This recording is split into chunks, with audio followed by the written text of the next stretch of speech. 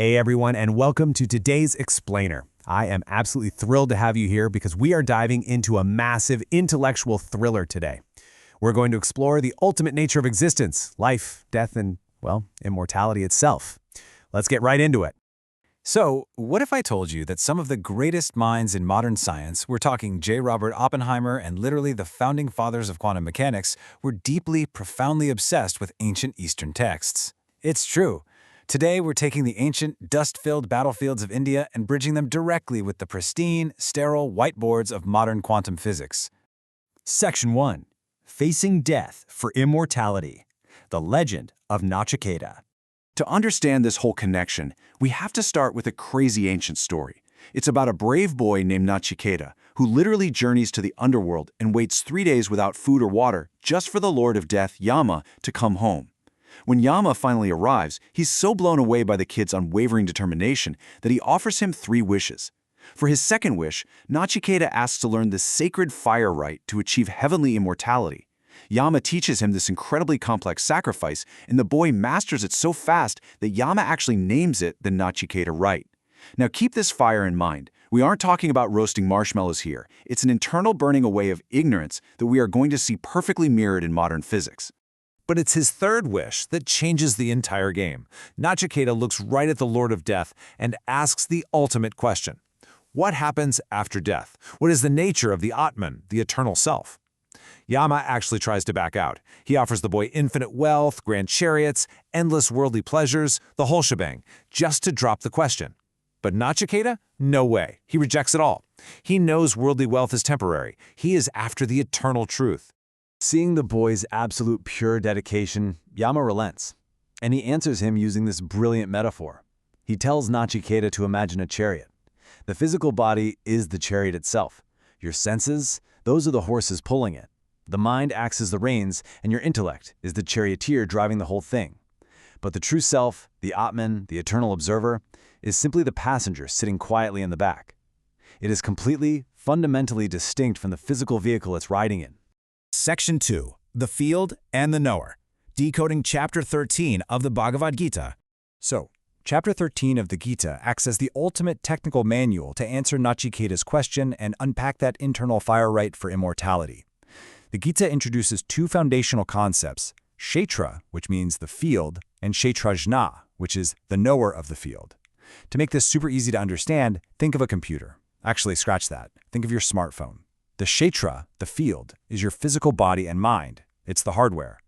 The Kshetrajna, the knower, is the soul or pure consciousness. That is the software. It's the eternal observer sitting behind the screen. So what exactly makes up this hardware, this field of our material reality? Well, the text breaks it down beautifully. The field isn't just your physical arms and legs. It includes the 5 basic physical elements, sure, but it also includes your ego, your intellect, your 11 senses, which famously includes the mind, and all the objects of those senses, meaning all of your emotions, your desires, your aversions, they're all just modifications of the hardware. They are not the real you. And honestly, this brilliantly illustrates how incredibly hard it is to actually recognize the knower, your true self. Think about going to a movie theater. Imagine someone who has literally never been to the movies, sitting in a pitch-black room. When the film starts, they think the explosions, the characters, the intense drama, they think all of it is real. They don't even notice the blank white screen sitting right behind it all. It's only when the movie finally ends that the screen becomes obvious.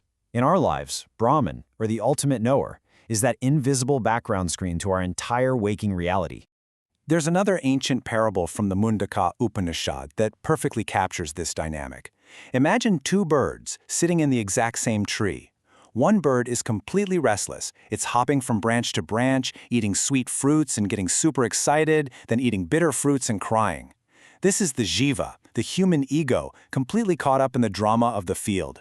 But higher up on that very same tree sits a second bird. It doesn't eat, it doesn't react, it just silently watches. This is the Atman, the pure, untouched observer. Section 3. Thermodynamics of the Soul. Ancient wisdom meets modern science. Okay, prepare to have your mind completely blown. How does this Nachiketa Rite and this separation of the field and the knower actually hold up to modern science? When we map these ancient ideas directly to physics, the parallels are absolutely staggering. The Atman, that indestructible soul, maps perfectly to the first law of thermodynamics. Death is simply a phase transition. Karma acts exactly like the physical concept of entropy, and moksha, that ultimate spiritual liberation, is essentially perfect thermal equilibrium. Let's break these down, because it's fascinating. Let's look at the first law of thermodynamics, which states that energy can never be created or destroyed, only transformed. Think about burning a log of wood. The energy locked inside that wood doesn't just vanish into nothingness. It transforms into heat, light, and ash. The total energy in the universe remains identical. This right here, this is the secret science behind the Nachiketa Rite. The internal fire of knowledge doesn't destroy the soul. It transforms the ego. At our very core, we are an eternal, shifting energy system. Section 4. Entropy and the Quantum Observer. The messy reality of life. Of course, daily life feels a whole lot messier than a perfect energy equation, doesn't it? In physics, the second law of thermodynamics introduces entropy, which is essentially a measure of disorder. Left to itself, any system naturally degrades into chaos. Think of a teenager's bedroom. If you don't actively clean it, it naturally drifts into an absolute disaster zone. Well, our minds work the exact same way. When we're constantly bombarded by external desires, anxieties, and attachments within the field, we generate mental entropy. This internal chaos is the modern scientific equivalent of karma. Now, before we take our massive quantum leap, we really need to understand the ancient concept of one and many. Chapter 13 of the Gita establishes that the creator isn't just a builder standing outside the universe, like some carpenter making a table. Instead, think of a spider. The spider has the intelligence to plan the web, but it also physically pulls the silk out of its own body. It's both the architect and the building blocks. The entire material universe, the field, is spun from one single underlying conscious source. And here is where modern physics finally catches up with the mystics. In quantum mechanics, the famous double-slit experiment proved that particles exist in a state of quantum superposition. That means they exist as a wave of infinite potential in multiple places at once, right up until the exact moment they are observed. The act of observation literally collapses the wave into a physical particle. Does that sound familiar? It is the exact relationship between the kshetrajya, the conscious knower, and the kshetra, the material field. Our consciousness literally collapses the infinite potential of the universe into the reality we experience every single day. Section 5. Reaching perfect mental equilibrium. Plugging the energy leak. So if we are these eternal energy systems, constantly generating mental chaos by getting way too attached to the movie playing on the screen, how do we fix it?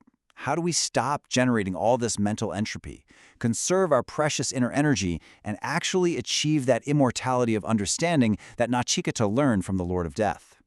Well, the ancient texts give us a highly practical tool. It's called nishkama karma, which translates to selfless action, or acting without attachment to the results. When you endlessly obsess over things you literally can't control, like whether you'll get that promotion or what some person thinks of you, you are generating massive amounts of mental entropy. You're burning through your spiritual fuel but getting absolutely zero forward movement. It's exactly like sitting in your driveway and aggressively revving your car engine while the transmission is in neutral. Letting go of the attachment stops that internal friction. Honestly, this is the ultimate execution of the Nachiketa Rite in our modern daily lives. Ultimately, we're striving for what Chapter 13 calls equanimity, or perfect balance.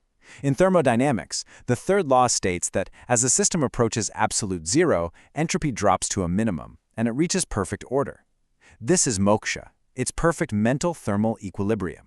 Think of it as building yourself into a high-quality mental thermos. If you pour boiling hot coffee into a great thermos, it doesn't matter if there's a literal freezing blizzard raging outside. The inside remains completely stable and untouched.